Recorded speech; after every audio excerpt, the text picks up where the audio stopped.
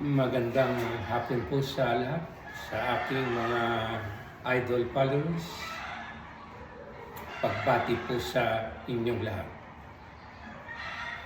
Kahapon po ay araw ng kalayaan, Hunyo 12.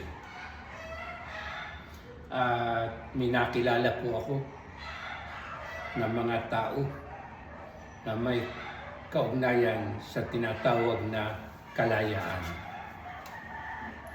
Yung po bang ang kanilang mga kalayaan ay ginapos ng mga hindi inaasahang pagkakataon. Unahin po natin si Francisco Baltasar Balagtas. Si Francisco po ay buhat sa Panginay, Bulacan. At sa kagustuhan po niya makapag-aral, siya nakipagsapalaran sa Maynila. Mga 17th century pa po yan, yung ating mga kwento. Sa Pamilya Trinidad, somewhere in Binondo. At nabigyan naman po siya ng pagkakataon na makapag-aral. Siya po ay yung tinatawag na para makapag-aral ay yung aliping kanin. Ang tawag po ngayon kasambahay. Kapag sinabi pong aliping kanin, wala kang sweldo. Aliping kanin, wala kang sweldo. Pero siya naman po ay pinag-aral ng Pamilya Trinidad. At nang siya po ay nakakala niya na pwede na siya makapagsarili mula sa Binondo, napapunta po siya sa Pandacan, Maynila. At doon po ay nakilala niya ang isang nagngangalang Maria Asuncion Rivera, na kung tawagin niya ay Mar. Nang mga panahon po yun kilalang-kilala na si Francisco Baltasar Balagtas. Dahil po siya ay isang makata, manunulat, at mahusay sa balagtasan. Ang kanya pong tunay na apelyido ay Francisco Baltasar. Kaya po siya ay magaling sa balagtasan. Siya ang itinuturing na panahon noon ng hari ng balagtasan. Kinabit na po sa kanyang pangalan yung Balagtas. At kung sa panahon po ngayon maaaring ang mga panapat sa kanya ay si Coco Martin. Kung si Coco Martin ay sinasabing hari ng aksyon sa kasalukuyang panahon. Ng panahon po ni Balagtas talaga namang sikat na siya. Kaya si Maria Asuncion Rivera ay humanga sa kanya. At sino naman ang hindi ma-inlove kay Maria Asuncion Rivera? Isang napakagandang dilag ng Pandacan. Mutya ng Pandacan. At sila po yung nagkaroon relasyon, nagkamabutihan. Ay sinasabi po na isang pelikula o isang kwento ay hindi maganda kung wala ang kontrabida. Yung po palang si Maria Asuncion Rivera ay may kasintahan na anak ng isang mayaman at makapangyarihan sa Pandacan, Maynila, si Mariano Nano Capuli. At hindi po matanggap ni Mariano Capuli na ang kanyang minamahal ay mapapunta kay Francisco Balagtas. Gumawa po siya ng paraan na makulong si Francisco Balagtas. At nangyari po yun. Ano po yun? Na 1835 nang mangyari yun. At sa loob ng 3 taon ay nakulong sa Maynila si Francisco Balagtas. 3 taon na nagapos ang kanyang kalayaan. At nang siya po ay nasa kulungan, ay nakarating ang mga balita na muling nagkamabutihan sina Mariano Capuli at Maria Asuncion Rivera. Nung mabalitaan niya, parang dinudurog ang kanyang puso. Dahil sa sama ng loob, ano ang kanyang gagawin sa loob ng kulungan, ang kanyang napagdiskitahan ay ang sumulat at ang kanyang sinulat ay ang Florante at Laura. Yan po ang naging bunga ng pagkakakulong kay Francisco Balagtas. Nakalikha siya ng isang obra na Florante at Laura.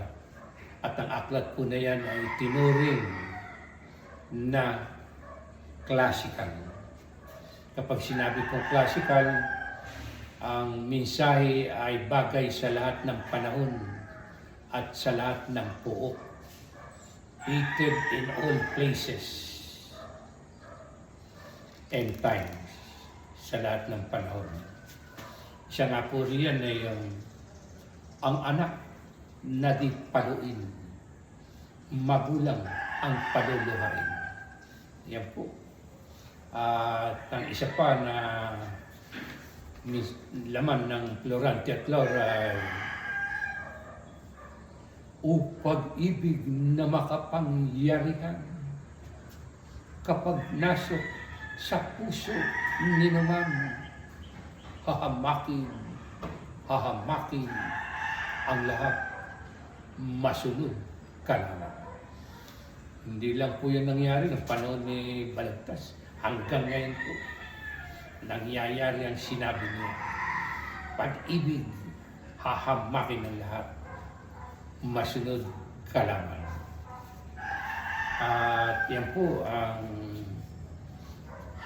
banggit sa buhay ni Francisco Balagtas. Kung hindi siya nakulong, marahil wala po tayong Florante at Laura. Ang atin po namang susunod din na papaksayin ay si Amado B. Hernandez. Siya po ay tinatawag na Makata ng manggagawa. Ang kanya pong mga tula ay pinakikita niya ang kanyang malasakit sa mga manggagawa. Kaya lamang po sa kanyang mga akda, sa kanyang mga tula, sa kanyang mga kwento, ay para po bang naghihikayat siya. May mga pagtuliksa sa ating pamahalaan. Parang hinihikayat niya ang mga manggagawa na lumaban sa pamahalaan. Dahil ayon sa kanya, nagiging nagmimistulang kawawa ang mga manggagawa noong panahon yun.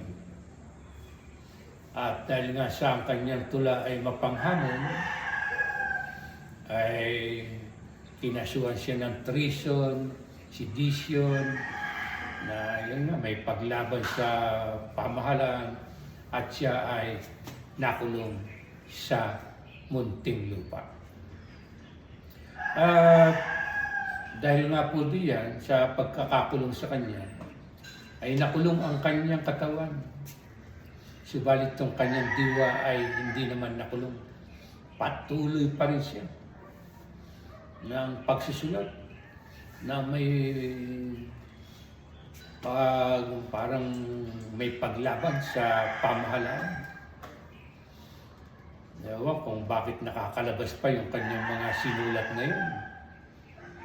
At siya'y madalas na mabartulina sa kanyang asal na may paghihimagsik. At dahil nga po siya ay nabartulina, kapag siya nasa Bartolina ayon sa kanya, ang malawak na kalangitan na yan na nakikita natin. Ang tingin niya sa malawak na kalangitan na yan isang dipa lamang. At siya nakabuo po ng tulang isang dipang langit. Marahil kung hindi po siya nagapos ang kanyang kalayaan, hindi siya nakulong, hindi siya makakalika ng tulang isang dipang langit. Na ngayon, sa pag-aaral sa mga tulang nasulat niya, ay pinapaksayang isang dipang langit. At bukod po siya isang makata na katulad ni Francisco Balagtas, siya po ay mula rin po sa Bulacan, sa Hagonoy, Bulacan. Kaya po hanggang sa ngayon, kapag sinabi mo taga Bulacan ka, sasabihin sa iyo, isa kang makata. Dahil yung pong legasiya ni Francisco Balagtas at ni Kaamado ay nariyang pa rin sa mga kudlit ng panitikan Pilipino. Parahil kung hindi na nagapos ang kalayaan ni Kaamado, walang mababasa tayong tulang isang dipang langit. At ang isa pa po, bukod siya isang magaling mahusay sumulat ng tula, ay yung mahusay din po siya sa pagsulat ng kwento. At ang isa po sa paborito kong kwento niya, yung Hindi Sumalubong si Major. Yan po ay kwento ng isang aso na kapag aalis si Kaamado, may pupuntahan. Diyan ka, Major, ha? Pantay namin ang ating bahay, ha? At alam na alam ni Major kapag darating na si Kaamado. Sumasalubong si Major. At isang gabing pag-uwi nila, nagtaka sila. Aba, walang Major na sumalubong sa kanila. At nung mapasok nila yung bahay, magulo, may nagtangka pala na pumasok sa kanila at marahil nanlaban si Major at nadatnan nilang walang malay, wala ng buhay ang kanilang asong si Major. Yan po ang kwento ni Kaamado. Hindi sumalubong si Major. Marami po yung mga nasulat na tula at mga kwento. At nang siya po ay makalaya, ay nagturo po siya sa pamantasan ng Pilipinas sa UP Diliman. At yung po mga nag-aaral ng tungkol sa panitikan, hinahanap siya. Nais na siya ay maging guro o profesor sa panitikan. Iba po talaga ang talento niya na eh. Pag magbabasa ka ng mga sinulat ni Kaamado, makikita mo kung gaano katalino siya, kahusay sa pagsulat. At minsan nga pong hapon, sabi ni Kaamado, klase, uwi muna ako. I'm not feeling good. Ay bukas na tayo magkita. At hindi po natupad yun. Hindi na po nakabalik ng UP si Ka Amado. Sumakit po ang kanyang dibdib ng mga oras na yun pala. Masakit ang kanyang dibdib. At kinuha na siya ni Lord.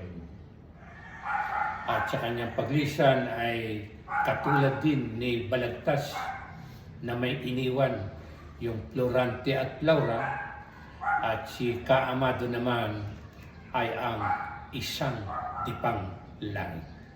Yan. At ang isa pa po nating papaksain na ginapos din ang kalayaan ay si Nelson Mandela ng South Africa. Sinilang po siya ng July 18, 1918. At nang siya po ay lumalaki sa kanilang puok. Halimbawa po, lumaki siya sa Barangay Alupay, doon sa Amaka. Nang siya nagkakaisip po, sabi niya, ang South Africa pala ay hindi pag-aari ng mga Afrikano. Ito pala ay pag-aari ng mga mananakop. Dahil po ang South Africa ay sinakop ng mga Briton o ng mga British. At sa kanyang paglaki nasa isip niya na dapat makagawa ko ng paraan na ang magpapatakbo ng bansang Afrika ay mga Afrikano at hindi ang mga dayuhang mananakop. Yun po ang pumasok sa kanyang isipan. At sabi niya, maraming maluluko ang mga tao if the wise people will keep silent. Patuloy na masasakop at hindi makakamit ang kalayaan ng mga Afrikano kung walang matatalino o iisip na makagawa ng paraan na ang mga Afrikano ang siyang magpatakbo sa South Africa. At siya po ay nagkaroon ng pagkakataon na makapag-aral sa Europa, sa London. Kumuha po siya ng law, abogasiya.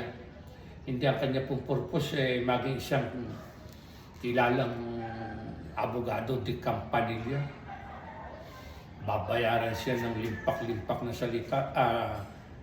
pera para maipagtanggol o maging hukom sa Supreme Court. Yan. Ang kanya pong hangarin ay magkaroon ng kaalaman sa batas at kung papaano niya magagamit ang kaalaman niya sa batas upang magkaroon ng kalayaan ang kanyang mahal na South Africa. At nang siya po ay makatapos, ay nagbalik po siya. A young, intelligent, promising lawyer. At nagsimula na po siya sa mga paghingi ng kalayaan sa pamahalaang nagpapatakbo ng kanilang South Africa. Yung pong mga dayuhang mananakop. Humingi na po siya, subalit ayaw pong pagkaloob ang kalayaan na yun. O pagiging may sariling kasarilan ang mga taga-Afrika. At nagsimula na po ang magsagawa siya ng mga protesta. Hinikayat niya ang kanyang mga kapwa Afrikano na tulungan siya sa paghingi sa kalayaan para maging malayang bansa ang mga Afrika, ang mga taga-Afrikano, ang South Africa. At dahil po sa kanyang pamumuno sa pag-aaklas, siya inaristo. Ikinulong po siya noong 1962. At mula po 1962 hanggang 1900, siya po ay nasa kulungan for long 27 years. Nakulong po siya. Anytime pwede po siyang makalaya.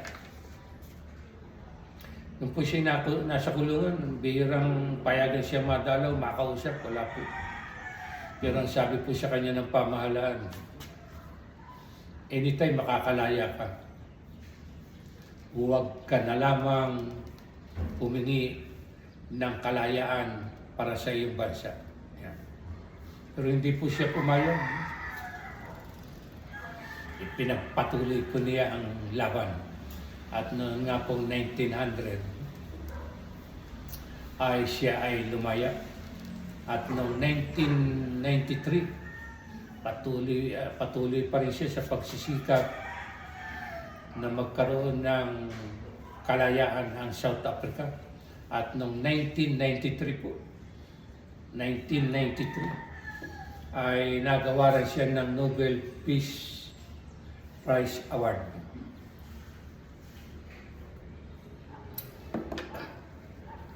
At noong pong 1994 ay natupad ang kanyang matagal na pangarap. Siya po ay naging Pangulo ng South Africa. Nakamit na rin ng South Africa ang kalayaan. Nasa 5 taon po siyang naglingkod bilang Pangulo ng South Africa. Ang mga sumunod po sa kanya ay mga kapwa niya Afrikano na. Yan po ang nagawa ni Nelson Mandela. Kung si Balagtas ang Florante at Laura, si Amado, isang dipanglangit, si Nelson Mandela ay ang kalayaan ng South Africa. Marahil po kung di nangyari sa kanila mga yun, hindi natin sila papaksain ngayong may kaugnayan sa kalayaan. Marahil po sinadyang tahakin nila ang kanilang mga landas na yun upang makapag-iwan ng legasiya sa kanyang bansa at sa kanilang mamamayan. Kaya kung tayo pinagkakaroon ng problema, mga hamon sa buhay, marahil po ay sinasadya yan ng pagkakataon. Dahil may inihandang isang napakagandang bagay para sa ating sarili, sa bayan at sa ating mga kababayan. Salamat po sa araw na ito.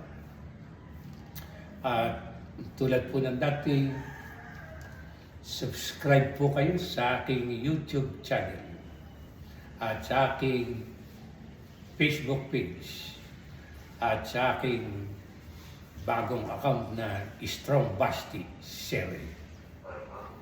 Salamat po.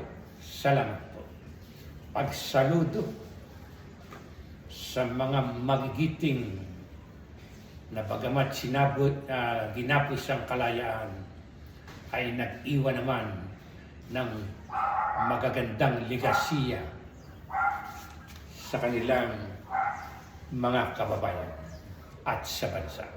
Pagsaludo po sa inyo.